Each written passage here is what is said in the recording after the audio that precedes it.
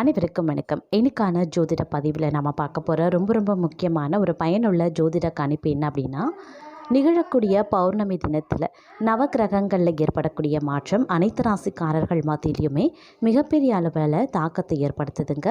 அந்த நவக்கிரக மாற்றம் அப்படிங்கிறது மிதுன ராசியில் பிறந்தவங்களுக்கு எப்படிப்பட்ட பலன்களை கொடுக்க போகிறது அப்படிங்கிறத பற்றின முழு தகவலை தான் நாம் இன்னைக்கு வீடியோவில் தெரிஞ்சுக்க போகிறோம். ஸோ இந்த பதிவு உங்களுக்கு மிக பயனுள்ள விகிதத்தில் இருக்கும். வீடியோவை ஸ்கிப் பண்ணாமல் கடைசி வரைக்கும் பாருங்கள். வீடியோக்குள்ளே போகிறதுக்கு முன்னாடி இது வரைக்கும் நீங்கள் நம்ம சேனலை சப்ஸ்கிரைப் பண்ணல அப்படின்னா உடனே சப்ஸ்கிரைப் பண்ணிக்கோங்க. அப்படியே பக்கத்தில் இருக்கக்கூடிய நோட்டிஃபிகேஷனுக்கான பெல் பட்டனையும் ப்ரெஸ் பண்ணிக்கோங்க. சரி நேர்களே, வாங்க வீடியோக்குள்ளே போகலாம். பொதுவாகவே பௌர்ணமி அப்படிங்கிறது ரொம்பவும் விசேஷமான ஒரு திதி நாள். இந்த நாளில் நாம் இருக்கக்கூடிய விரதங்கள் வழிபாடுகள் அனைத்திற்குமே அதீத பலன்கள் உண்டுங்க. அந்த வகையில் பௌர்ணமி தினத்தில் நவக்கிரகங்களில் ஏற்படக்கூடிய மாற்றம் அனைத்து ராசிக்காரர்கள் மத்தியிலுமே கணிசமான மாற்றத்தை ஏற்படுத்தக்கூடிய வகையில் மிதுன ராசிக்காரர்களுக்கு இது ஒரு அதிர்ஷ்டத்தையும் யோகமான காலத்தையும் தருவதாகவே அமையும் அப்படின்னு சொல்லலாம். இருப்பினும் சில விஷயங்களில் நீங்கள் கொஞ்சம் உஷாராக இருந்தீங்க அப்படின்னா வரக்கூடிய அசுப கிரகங்களால் நிகழக்கூடிய மாற்றங்களையோ அல்லது பிரச்சனைகளையோ உங்களால் எளிதில் தவிர்க்க முடியுங்க.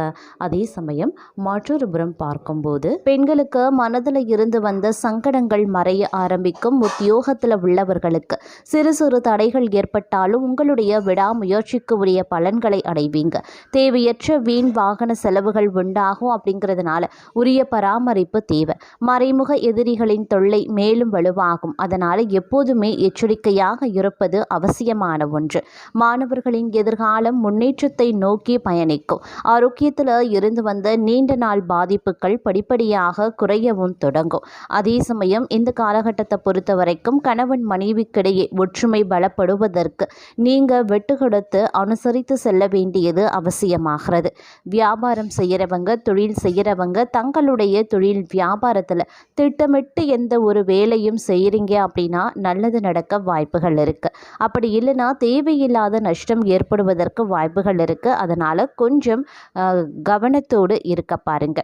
அதே மாதிரி தீர விசாரிக்காமல் எந்த ஒரு முடிவையும் எடுக்கிறது மனக்கசப்பை ஏற்படுத்தி விடுங்க. அதே போல் பெண்களை பொறுத்த வரைக்கும் எதிர்பாராத வகையில் பொருட்சேர்க்கை ஏற்பட்டாலும் மற்றொரு புறம் வீண் விரயங்களும் உருவாகும். அப்படிங்கிறதுனால கொஞ்சம் ஜாக்கிரதையாகவும் இருந்து கொள்ளுங்க. தேவையற்ற அலைச்சலை இந்த காலகட்டத்தில் தவிர்ப்பது நல்லது.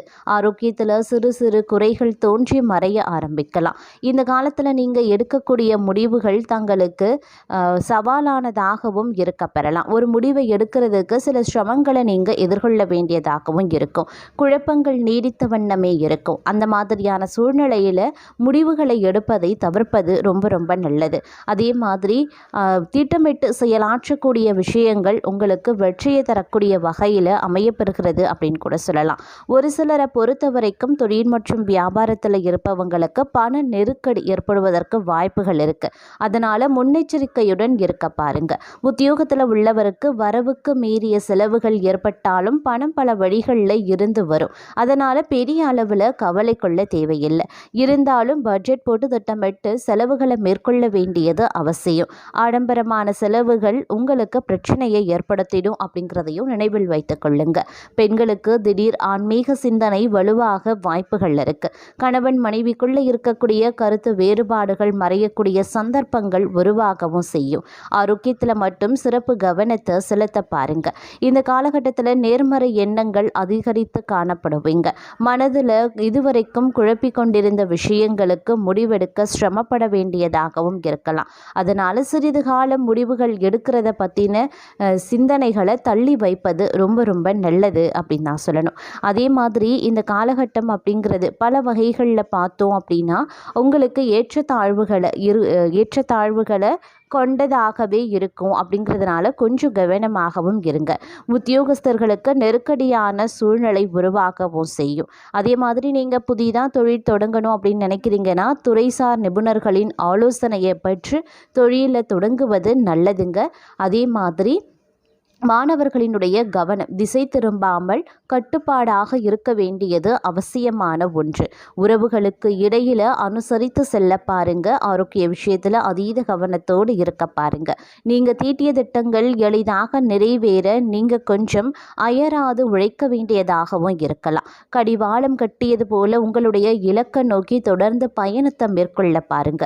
தேவையற்ற விமர்சனங்களை தவிர்ப்பது உத்தமம். தொழில் மற்றும் வியாபாரத்தில் இருக்கிறவங்க புதிய விஷயங்களை ஆரம்பிக்கும் பொழுது கவனமாக இருப்பது முக்கியமான ஒன்று. உத்தியோகத்தில் இருக்கிறவங்க விரும்பிய விஷயங்களை அடையக்கூடிய வாய்ப்புகள் இருக்கு. தேவையற்ற வீண் அலைச்சல் ஏற்படுவதற்கும் வாய்ப்புகள் இருக்கிறதுனால கூடுமான வரைக்கும் கவனத்தோடு இருப்பது செயல்படுவது அவசியமான ஒன்று. உடல் ஆரோக்கியத்தில் எல்லாருமே பார்த்தீங்கன்னா கவனமாக இருக்க வேண்டியது அவசியமான ஒன்று அப்படின்னு தாங்க சொல்லணும். அதே மாதிரி இந்த காலகட்டத்தில் பிள்ளைகளுடைய நலன்லையும் நீங்கள் கொஞ்சம் அக்கறை காட்டுவீங்க. பெரியவர்களையும் மரியாதை நிமித்தமாக நடத்துவீங்க அப்படின்னு கூட சொல்லலாம்.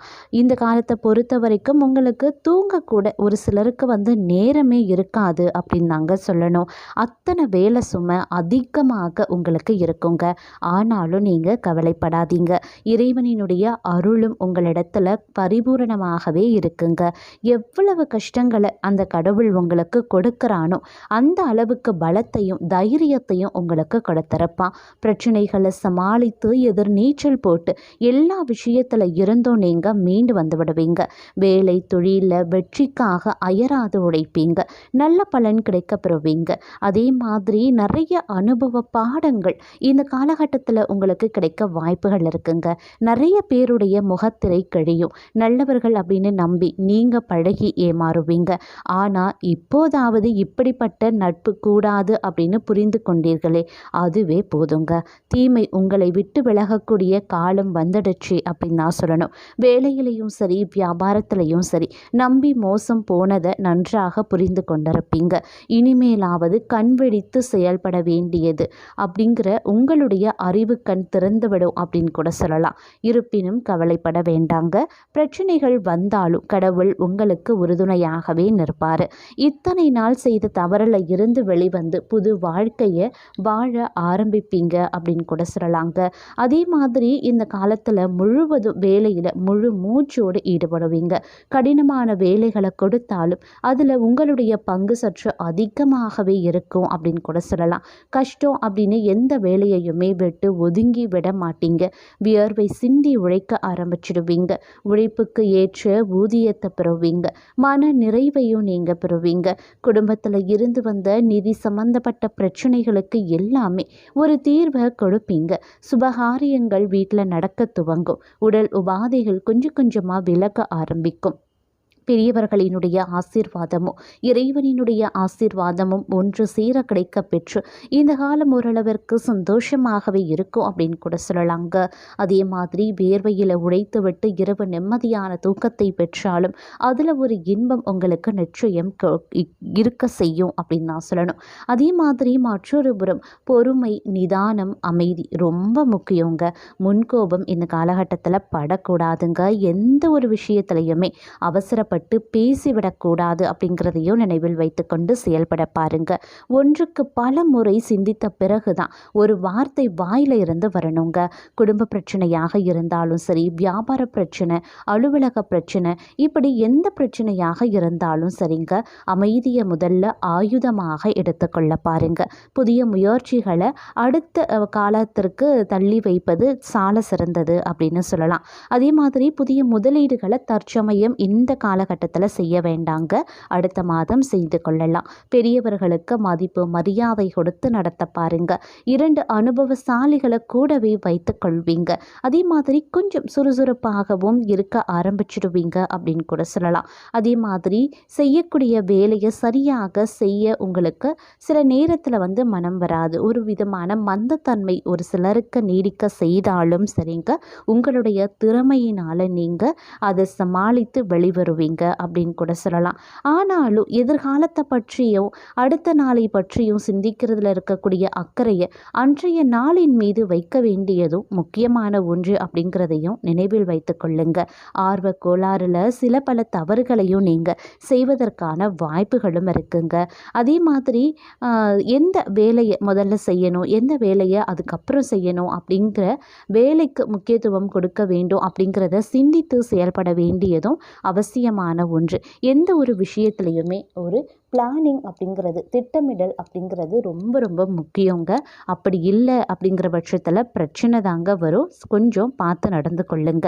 அதே மாதிரி இந்த காலகட்டத்தில் கொஞ்சம் டென்ஷன் இருக்கத்தான் செய்யும். அப்படிங்கிறதுனால கொஞ்சம் உஷாராகவும் இருக்க வேண்டியது அவசியமான ஒன்று அப்படின்னு கூட சொல்லலாம்.